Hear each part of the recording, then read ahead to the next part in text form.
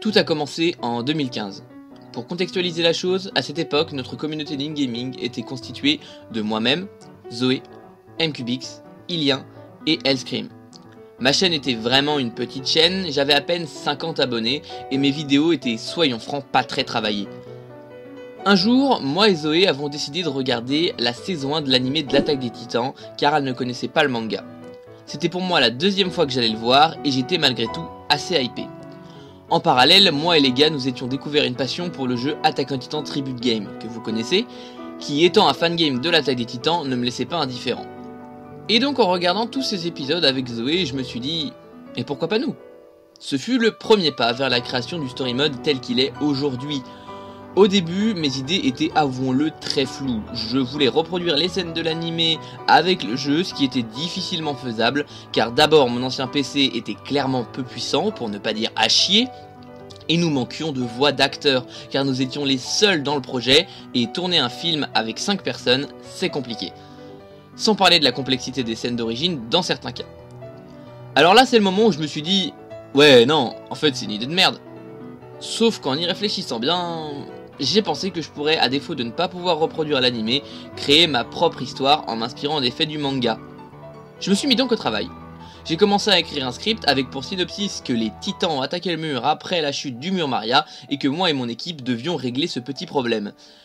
Une fois le script terminé, nous avons commencé le tournage et les enregistrements, j'ai par la suite monté les épisodes et nous les avons mis en ligne. Pour être honnête, je n'attendais pas grand chose de cette série, nous avions certes beaucoup bossé dessus, mais au final je voyais plus ça comme un rêve de gosse qu'autre chose. Sauf que vos réactions ont été au-delà de mes espérances, beaucoup d'entre vous ont apprécié le format et vous étiez nombreux à nous demander une suite. J'ai donc commencé à écrire les OAV, qui clairement n'ont pas été à la hauteur de la série et de vos attentes, pour ceux qui les ont vus, car ils ne sont plus en ligne sur la chaîne maintenant. Et c'est juste après ça qu'a eu lieu le pire drama de notre communauté. Zoé est partie. Sans un mot, sans un au revoir, et ça a été très dur pour nous. Surtout pour moi, car j'étais en couple avec elle à ce moment-là, et je me suis fait littéralement aspirer dans un trou noir de l'infini qui m'a vraiment détruit. Et je dis ça en mettant le story mode de côté, bien sûr. Après quelques jours de déprime, j'ai réalisé que sans elle, nous ne pourrions plus faire la suite, ce qu'on appelait la saison 2 à l'époque. J'ai donc pris la décision d'abandonner le projet, faute de moyens et de motivation. Pour le coup, l'arrêt du story me semblait vraiment dérisoire par rapport au départ de Zoé. Les mois sont passés, jusqu'à ce qu'une année s'écoule, et c'est à cette période que j'ai croisé le chemin de Bella, avec qui j'avais passé une partie de ma scolarité à l'école primaire.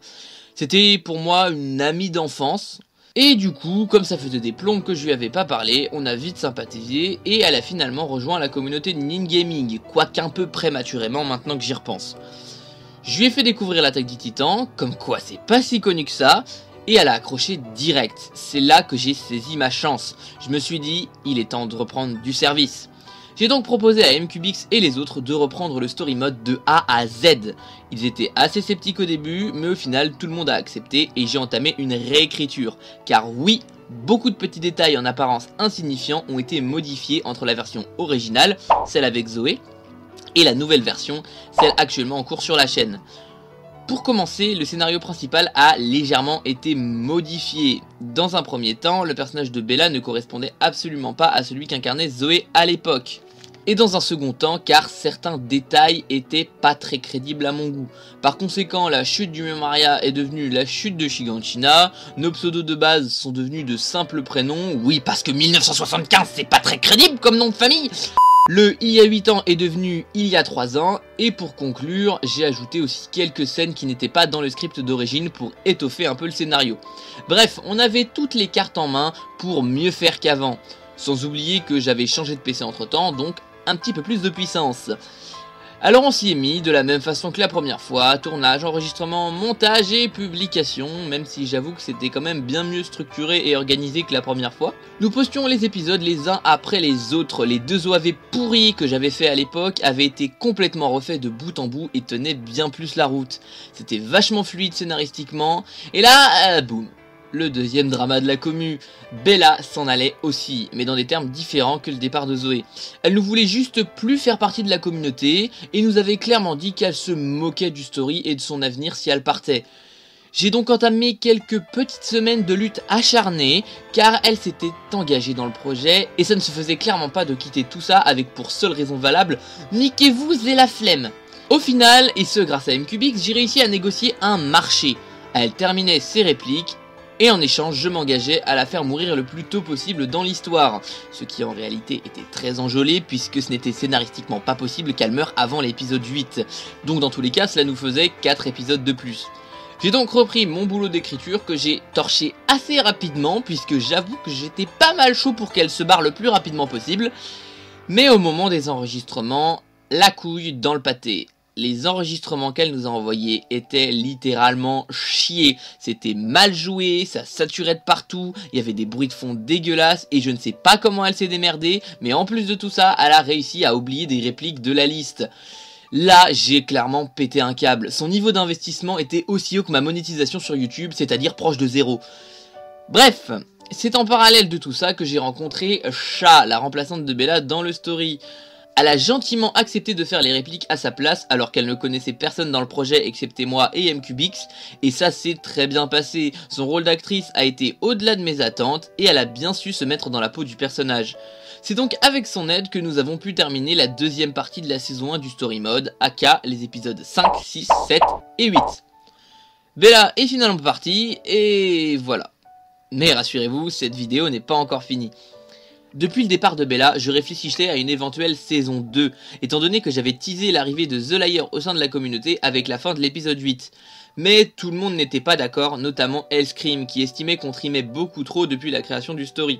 Il faut dire qu'on avait passé beaucoup de soirées à tourner, et ce même à l'époque où Zoé était parmi nous. Cette idée de saison 2 est restée dans un coin de ma tête jusqu'à ce qu'un événement déclencheur me pousse à écrire de nouveau. Alors je ne sais pas si j'aurai éclairci ce point quand cette vidéo sortira, mais à l'heure où je vous parle, ce n'est pas du tout le cas, et je parle du personnage, et j'insiste sur ce mot, de Marilyn. Pour être honnête avec vous, même si ce n'est pas le sujet principal de cette vidéo, je vais vous parler de Marilyn. Marilyn n'a jamais existé. C'est un personnage que j'ai créé suite à une histoire familiale qui me tient à cœur, que j'évoquerai peut-être dans une future vidéo ou je ne sais où. Et en ce qui concerne sa voix, que j'ai pu utiliser dans plusieurs vidéos et covers, bah en fait c'était la mienne. Je l'ai juste modifié, donc je m'excuse sincèrement pour tous ceux qui y ont cru, mais tout ça m'a permis de me désinhiber un peu et de sortir de mes clous habituels. Et avoir tout ça dans la tête m'a donné l'idée d'intégrer le personnage de Marilyn dans le story mode. Elle représentait tout ce dont j'avais besoin, un personnage proche du mien qui verrait évidemment Bella d'un mauvais œil et qui pourrait donner une tournure intéressante et plus personnalisée au scénario. J'ai donc commencé mon écriture, mais une petite pause s'est glissée dans tout ça, car en voyant que je ne m'arrêtais plus d'écrire, je me suis vite rendu compte que la saison 2 serait beaucoup plus longue que la première, donc fatalement il y aurait plus de tournage. J'ai donc eu l'idée d'écrire en parallèle l'OAV 3 afin de développer les personnages de Hellscream qui n'avaient pas encore eu son OAV, et par la même occasion de Zeliar qui n'avait fait jusqu'à maintenant qu'une seule apparition. Cet épisode, que j'ai pris beaucoup de plaisir à monter, nous a permis de temporiser à mort. Car pendant que vous regardiez l'OAV4, nous étions toujours en train de bosser sur la saison 2. Mais comme vous avez pu le constater, l'OAV3 n'a pas suffi, j'ai donc fait l'OAV4 pour temporiser le plus possible et accessoirement intégrer un petit peu Bad Couille qui fait partie depuis peu de la communauté Ningaming. Donc pour revenir à la saison 2, je me suis retrouvé confronté face à un énorme problème qui n'était ni scénaristique ni matériel.